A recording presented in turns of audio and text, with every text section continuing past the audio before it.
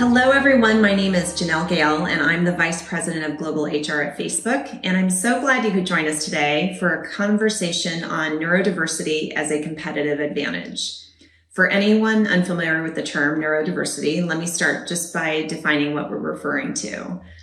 Neurodiversity is the concept that all humans vary in terms of our neurocognitive ability, or basically how our brains are wired. And everyone has talents and everyone has challenges, but for some people, the variation between their strengths and their weaknesses is just more pronounced. And it's a relatively new term coined back in 1998 by sociologist Judy Singer. However, the idea of it was really proposed by Hans Asperger in his first public lecture on autism in 1938. And neurodiverse people tend to find some things very easy and other things incredibly difficult, which often leads to inconsistent experiences and or performance at home, school, or work. Neurodiversity can be a competitive advantage when the individuals are in the right environment and have the opportunity to use their strengths instead of constantly trying to overcome their challenges. Neurodiverse people don't outgrow their wiring, they learn to live with it. And so creating inclusive spaces to work and learn that reduce those challenging factors and amplify diverse abilities will really help us tap into their strengths. Neurodiversity is in itself diverse. There are many components to neurodiversity, many conditions, including dyslexia, ADHD, Tourette syndrome, dyspraxia, autism, mental health. And it's estimated that nearly 1 in 8 people are neurodiverse and only half of them know they are. Some researchers believe it's as much as 20% of the population. And so while we think of neurodiverse people as less typical, the reality is being typical is really less typical these days. Now, this topic is important to me personally because both my children are neurodiverse, each with very different strengths and areas where they need additional support. And it took us years, countless assessments, many misdiagnoses, and various programs to help us figure out their path. And we are still figuring things out. It's been a long 10 years. At times, I felt pretty helpless as a parent in trying to help them navigate a world that didn't understand them. And as an HR leader, it's made me more empathetic to what many people in our company go through, many who might not be diagnosed, especially when they struggle with a mental health episode or receive feedback about the need to improve their interpersonal skills, but don't know why it's so hard for them. I'm very intent on creating an environment for my colleagues and my children where neurodiversity is better understood and not seen as a disability, but a different and unique set of beautiful abilities and strengths that are less common, but not abnormal. I also want to acknowledge that because this space is constantly evolving as we learn, no one set of terms applies to all. Many identify with and prefer certain terms over others. And again, this is about diversity of experience, and it's important to be open to listening and learning. At Facebook, we want our employees to have the opportunity to do the best work of their careers. And this includes doing work they find meaningful in an environment where they feel supported. When we talk about neurodiversity, we're trying to shift the conversation to one of true acceptance and understanding in order to mitigate bias. That's why we don't refer to neurodiversity as a disorder that is less than their neurotypical colleagues. We think of it as a different set of abilities. And one of the most important things we can do for people who feel othered in our society is to create opportunities for them to build community. Community is at the heart of Facebook's mission, and so helping our neurodiverse employees find and build community is a real priority for us. When it comes to building community, our Facebook resource groups play a significant role in helping people find spaces where they feel seen, heard, and they have a really deep sense of belonging. Now, Facebook has a number of programs and practices in place to ensure the experience of our employees, our candidates, and our consumers are inclusive. And one example of that is our recruiting program, Facebook Connections, where we pair candidates with current employees or ambassadors who share their diverse and unique experiences. And it gives these individuals an inside scoop about what it might be like to work at Facebook without having to formally interview in that capacity. We're also embedding accessibility into different departments that touch the product lifecycle, including research, design, and engineering, as well as those that design our workplaces and our internal tools, including accommodations to candidates and employees. And while we're proud of our work in this space, we have a saying at Facebook that this journey is just 1% finished. And so there's more work to be done, and we're deeply grateful to be on this journey and contribute to the path forward. That's what brings us here today. The goal of our conversation is to bring awareness to the topic of neurodiversity and celebrate the advantages of a neurodiverse workforce. We need our neurodiverse children to thrive in schools and neurodiverse adults to thrive at home and at work because of their powerful talents and abilities and because they really are our future. And I'm excited for the panel today. We have an impressive lineup of subject matter experts from across business industries and communities to share their experiences and their learning. So thank you for joining us today, and panelists, over to you.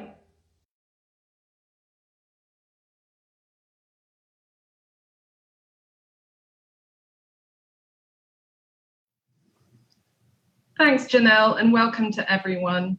My name is Sophie Walker, and I'm an industry manager here at Facebook, which means that day to day, I work with partners and clients to successfully use Facebook's suite of business tools. But I'm also a huge advocate for neurodiversity, and that's what brings us here today. As a neurodiverse person myself, I have experienced firsthand how our differences can really be a competitive advantage if and when we're given the right support at work. And that is the subject of today's discussion with this incredible panel. To be inclusive of everyone on this call, the panel will be in two parts with a 5-minute break after around 25 minutes of our discussion. I'm joined today by Commissioner Victor Calisi of the NYC Mayor's Office for People with Disabilities. Welcome. Laurel Rossi, co-founder and CEO of CreativeSpirit, and James Peluso, who's the SVP of HR and Talent from MRM. Without further ado, let's jump in. Commissioner, I'd love it if you could tell me a little bit about yourself, and for those who are unfamiliar with your office and what you do, can you tell us how you work with companies based in the city and with neurodiverse talent? Thank you, Sophie, I appreciate it. I am a white male with salt and pepper slick back hair, wearing glasses, a plaid shirt, and a pink tie for those who are not able to see me. We work with a lot of different people. Our goal is to make New York City the most accessible city in the world. And we do that by working across all our agencies, put together yearly reports, and really hold ourselves accountable. And neurodiverse is very familiar to us. And the things that we do is work across companies to provide training, to give them resources that they need, understand what reasonable accommodations are, and really support them in their efforts in hiring people with disabilities across their organizations, companies, whatever it may be, to ensure that accessibility is being built in every way, shape, and form, and to make sure that people with disabilities through our NYC at Work program really are supported in what they need to have a meaningful life, just like everyone else. Thank you so much, and I can't wait to hear more about that. Laurel, I'd love to hear a little bit more about you and how you decided to start your nonprofit organization, Creative Spirit, and how you work with corporations and neurodiverse talent. Fantastic. Thank you, Sophie.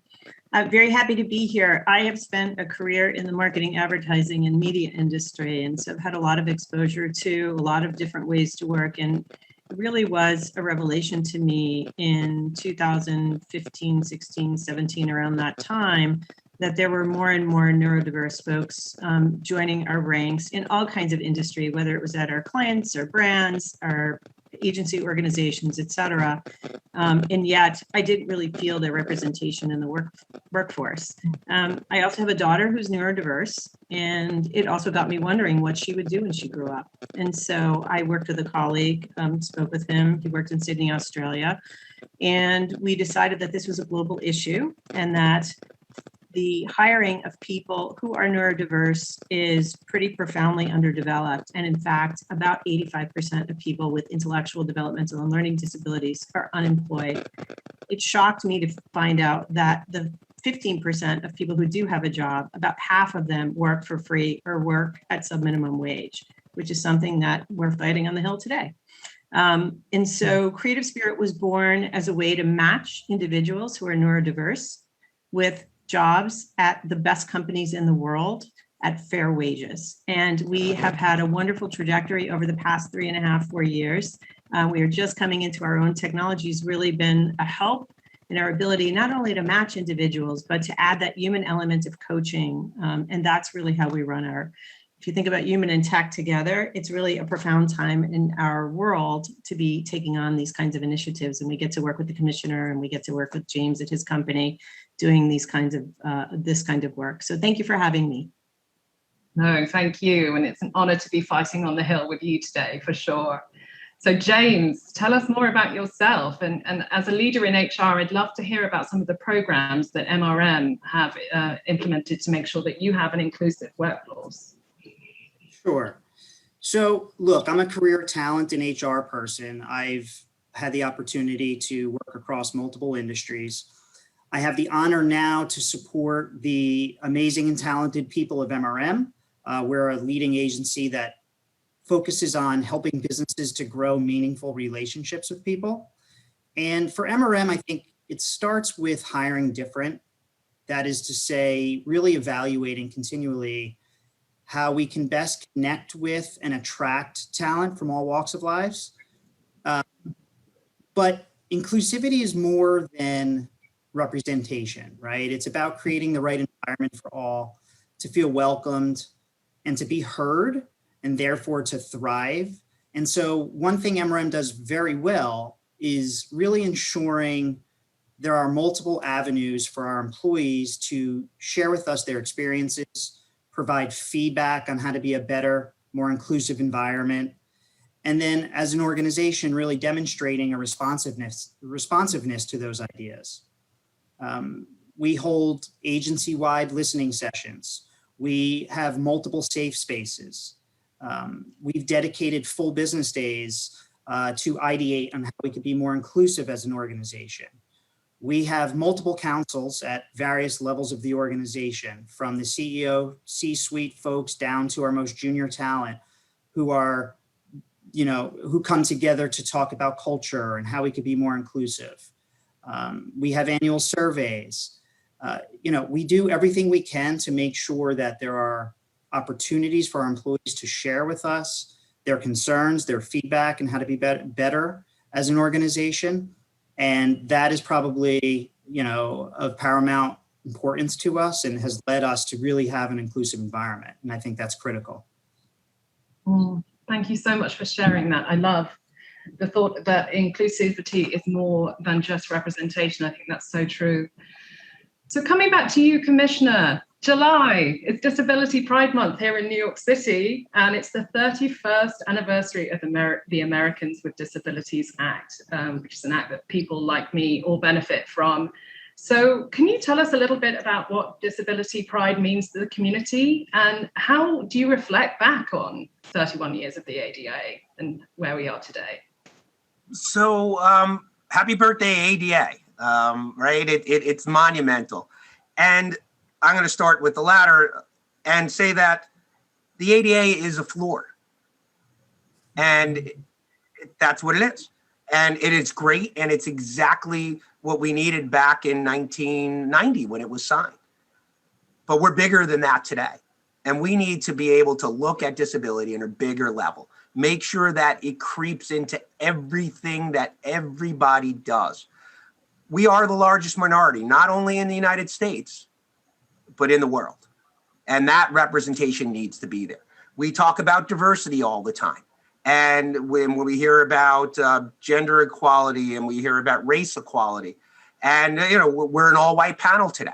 But disability intersects with race and gender, and it needs to be represented there. And when you're not, when you're doing diversity and you're not including disability, you're doing it wrong, for sure. And that's what the ADA is supposed to do, right? That's where we need to be able to bring our pride. We celebrated the 25th anniversary of the ADA back in 2015, and we put together a disability pride parade. And the first year we had 3,000 members. Second year we had 5,000 members. The third year before we had 8,000 members. So people want to come out. They want to represent. They want to show who they are. They want to lead with their disability and say, I'm proud of this because I've had 31 years of the ADA. It's given me the opportunities to get on the subway. It's given me the opportunities to get a cab. It's given me the opportunities to get on the sidewalk, to get into that theater, to enjoy life just like everyone else. And they want to celebrate that. So they want to celebrate their identity. And that's what it's about. And so if you said it, I've heard you say you've come out of the closet on disability, right? And it's about breaking down that ableism, that idea that disability is unable when we're really not. And that's how I feel about disability, the pride, and that's the way people with disabilities want. They want to lead with their disability and show their independence and realize that disability is just a part of who I am and that I intersect with everyone. So I hope that's helpful. Oh, passionately agree. Absolutely. So Laurel touched on technology playing such a huge role in advancement for people who are neurodiverse. I'd love to hear your thoughts on that, Commissioner.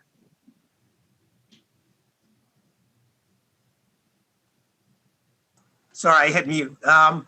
Laurel's right. Technology is there. It's what bridges the gap. And if we think about neurodiverse and the way things work today, before the pandemic, people with disabilities asked to work, and they asked to work remotely, and they were always told no, or that accommodation can't happen. Then all of a sudden, the pandemic hit, and everybody needed that reasonable accommodation, but it really helped those that were neurodiverse, right? Whatever it may be, whatever they needed, those little extra time or trying to understand things, this platform that we're on now allowed that opportunity. And this is just the beginning, right? We have captioning in here for people who are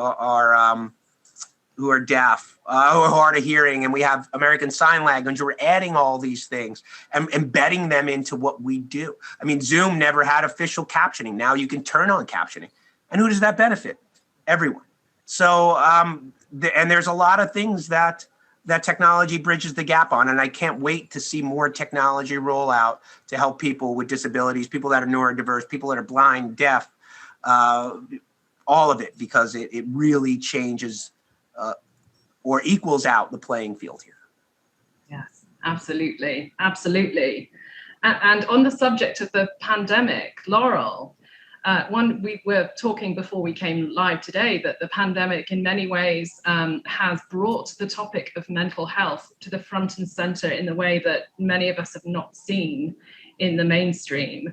So do you think that this will have a flow-on effect with neurodiversity? Do you think more people are discovering and then talking about their neurodiverse conditions? I do. I think it's become obvious to all of us. I mean, it's literally touched every person in the world, right? So we've all had this awakening at the same time that, we are fragile. And whether you are neurodiverse or you are not neurodiverse, the fact of the matter is there are things that happen in terms of everyday stress that make you unique and also make you a fragile worker, a better worker, all the things in between. 94% of people identify themselves as having stress in the workplace. So if you're working, you probably are experiencing a typical level of stress. Almost a quarter of those folks say that they have extreme stress.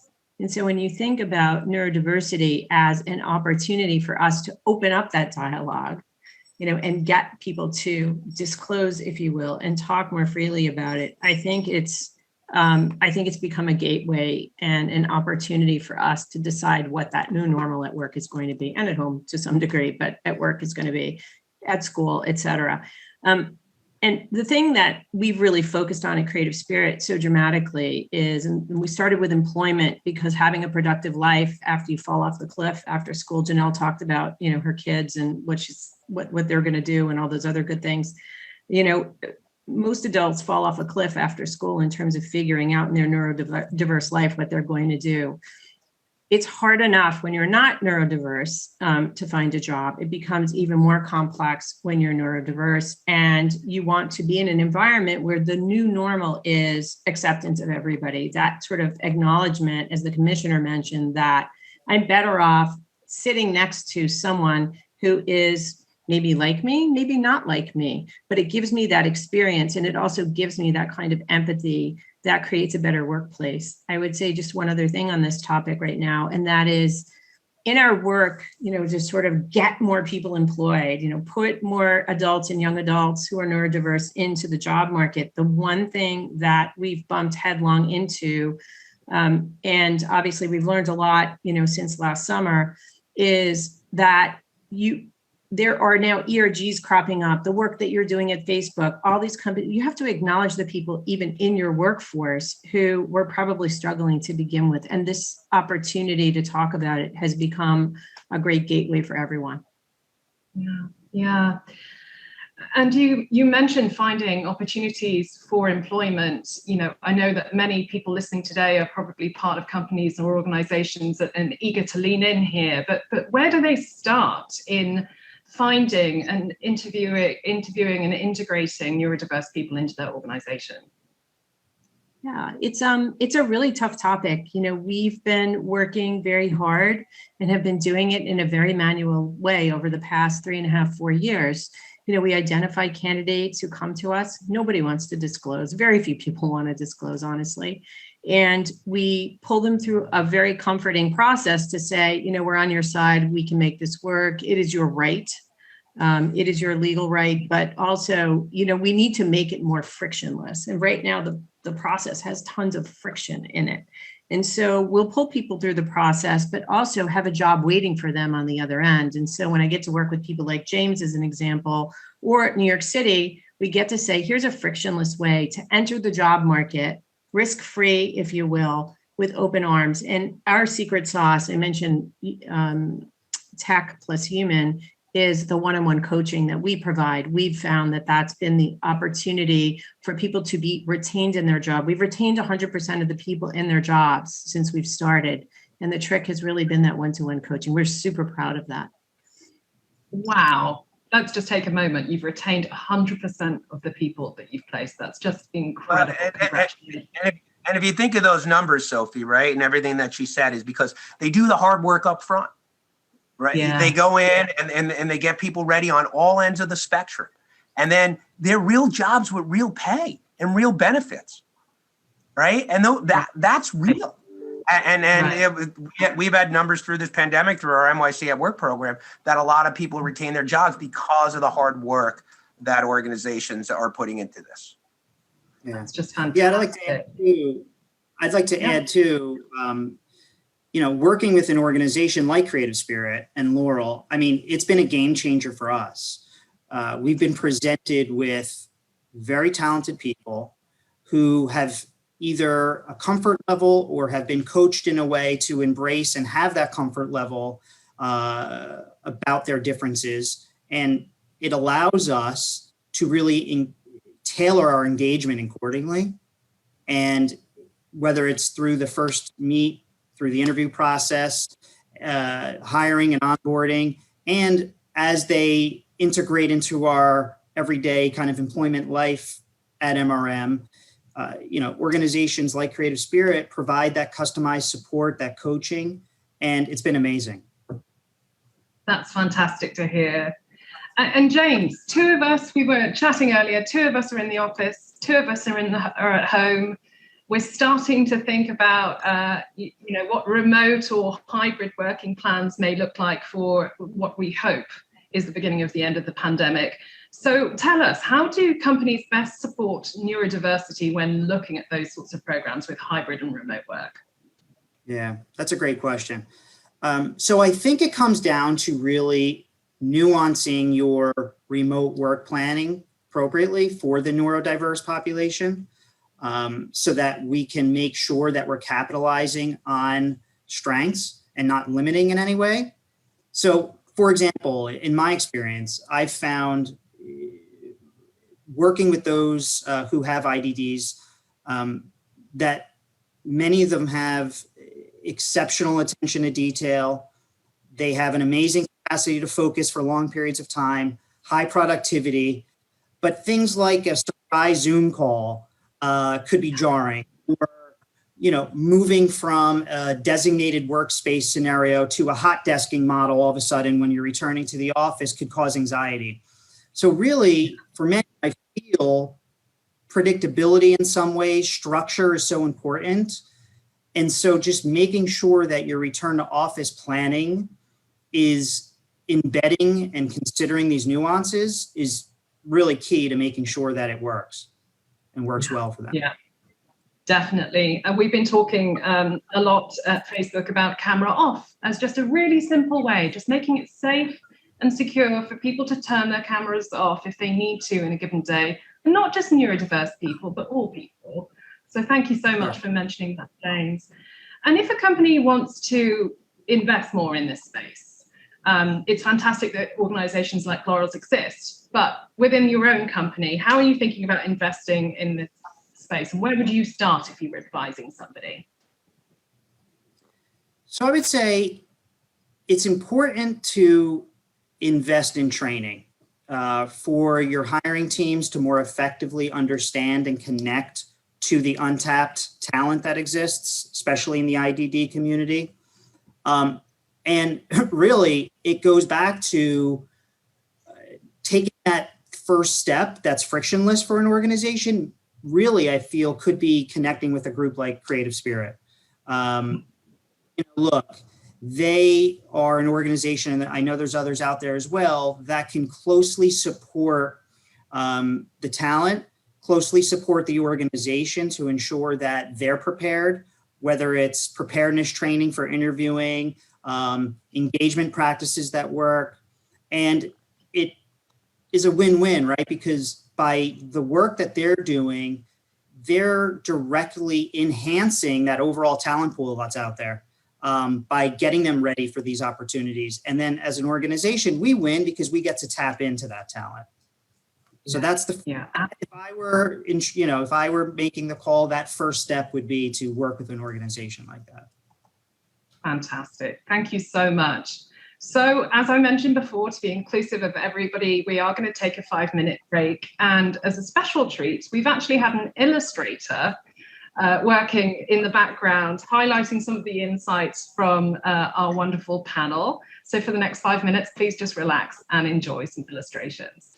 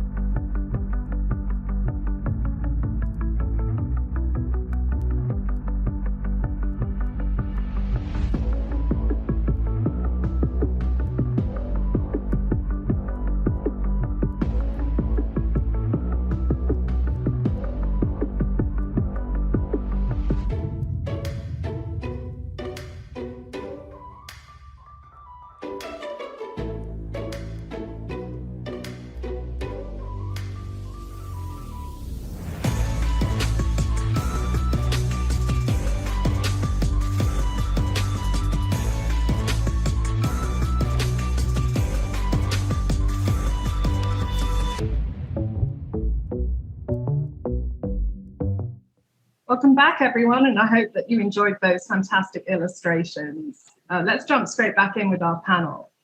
So we don't want this conversation to just be about the struggles of being neurodiverse or hiring neurodiverse people. So what are some of the special gifts that you guys have seen neurodiverse individuals bring to companies? Or in other words, what are the benefits that businesses can see from integrating more neurodiverse people into their workplace? And I will go to Laurel.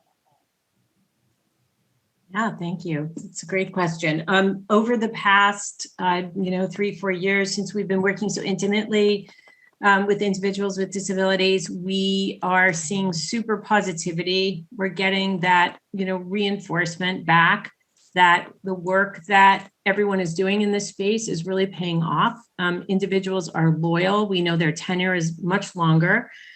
They've experienced a lifetime of self-advocacy. So they're going to be some of the most honest and forthcoming employees that you can possibly have.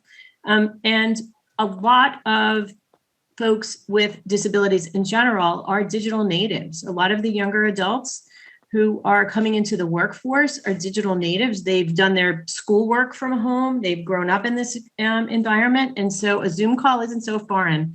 I think once you start talking about things like, working from home, et cetera, you're going to see the kind of positivity that you'd love to have from all your employees around Zoom calls and things like that. So it's been a sheer pleasure to work with a lot of folks who I think normally would hate the gray areas around business sometimes, or just a job. And I would also say that I appreciate their forthcomingness about how to make the workplace better. Yes, I love that. Commissioner, would you like to build on that? Yeah, making the workplace better is important, and that happens with diversity. So bringing that diverse knowledge in and those diverse experience, those lived experience, certainly makes everyone hyper aware of the differences and how good they are for everyone. Also, it's a different way of doing things, looking at a different perspective, bringing in a different perspective. And ultimately, when different people come into an organization, no matter what it is, they capitalize on that. And what does that mean? That means they can use any of the knowledge that they're building there to work in their favor. Let's say it's a business like Apple. Apple's adding all this accessibility, and Facebook is adding all this accessibility, and Google's adding all this accessibility. Why? Because it affects their bottom line. Disability is a return on investment. And that's exactly what you do. Invest in people with disabilities. It'll pay back for you in a tenfold. Love that. I love that. Okay, James. So if anybody is watching this and thinking, you know what, I think I might be neurodiverse and maybe I should come out to my manager about that. What advice could you give somebody that's thinking about that is maybe apprehensive? Yeah, that's a good question. And it's a tough topic, right? The advice I give is I've seen firsthand the power that an open conversation about one's neurodiversity can have on a relationship with their manager or their coworker.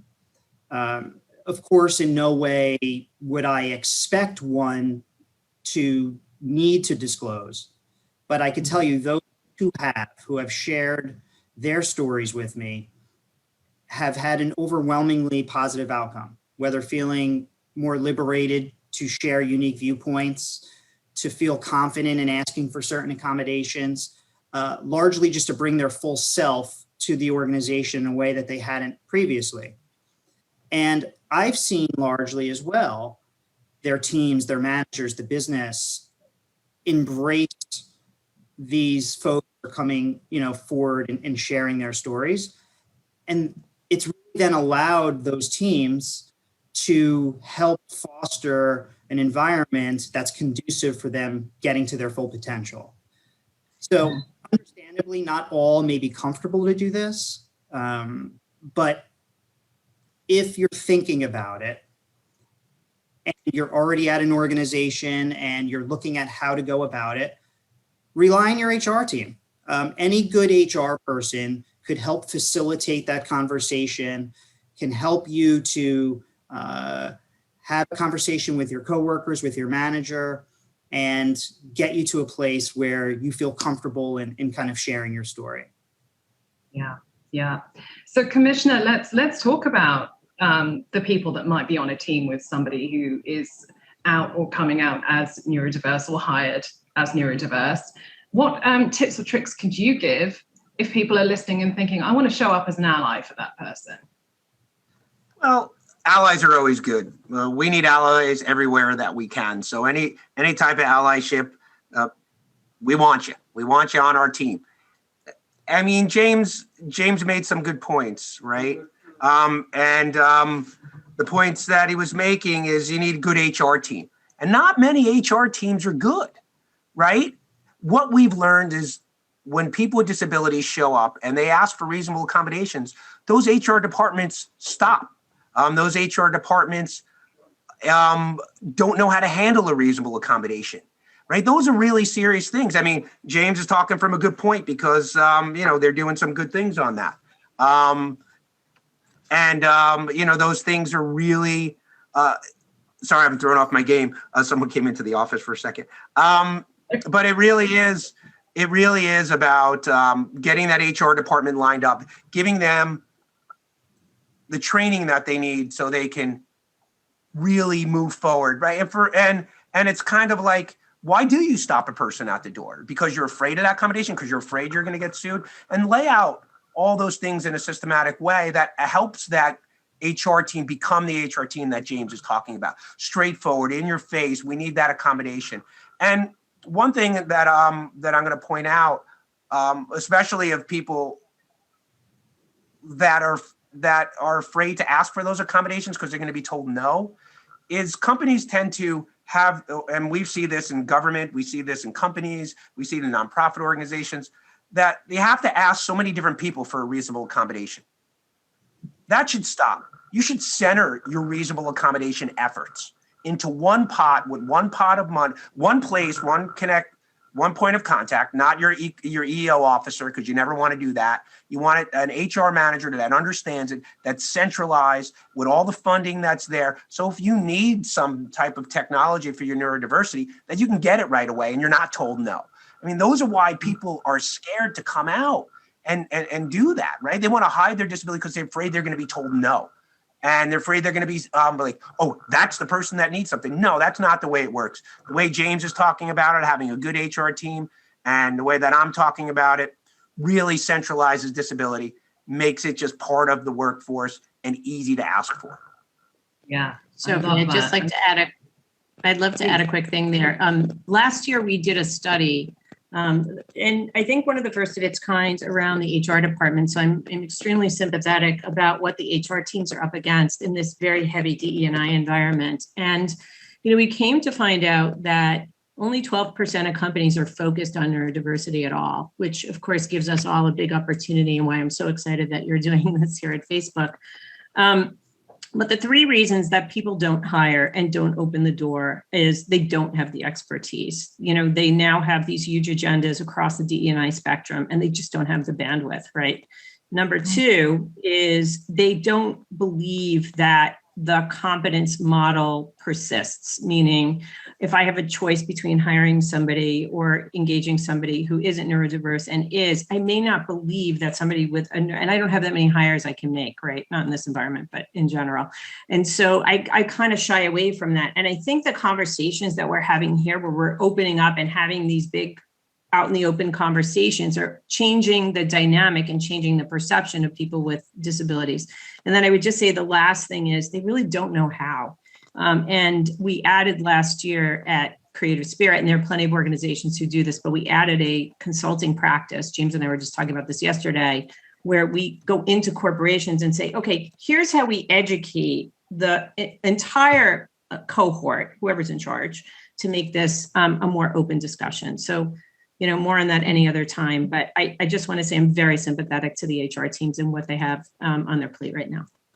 And building on that, and just building on that, it's that those are important things, right? And understanding that people have complications, don't understand it, and having people to come in and explain that. That's our NYC at Work program, works on so many different areas. We're working with job seekers, we're working with job placement organizations, working with companies, and we're centered right in the middle to be able to pull all that together, provide that representation. And one of the things that we tell our job seekers, one of the big things that we tell them is lead with your disability, lead with your strength, put it out there, show them that you're disabled, you're proud, you have the qualifications to get things done. I love that. And we rightly called out, I believe the commissioner rightly called out at the top of this call that we are all a white panel today, but intersectionality is an important topic for us to talk about here. So Laurel, how do you think the landscape for neurodiverse individuals shifts when race and ethnicity are layered into the equation? Who's getting left behind, and what can we do to uplift and support communities and individuals?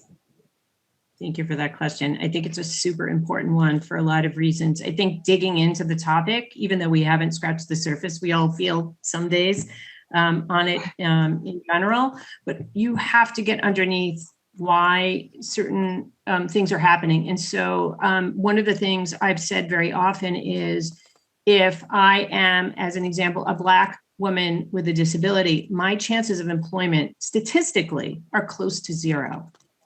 That just can't be. It's the same for the Hispanic community, a little less profound, but for different reasons. And so we've been working very hard and putting some research groups together to understand exactly where the obstacles are. Some of them are, in the school systems. It works its way through the entirety of the discourse. But at the end of the day, understanding exactly why and what we need to do to promote each cohort is super important. And we've placed as much emphasis now on race as an example in our hiring practices as we have on the neurodiverse population in general. I will also say that up until about 6 months ago, we would get one woman for every 5 candidates. and we could never understand the reason why. And the expectation that a woman with a neurodiverse issue would enter the workplace was far lower. And we really worked on improving our gender amplification and amplifying our gender efforts as well.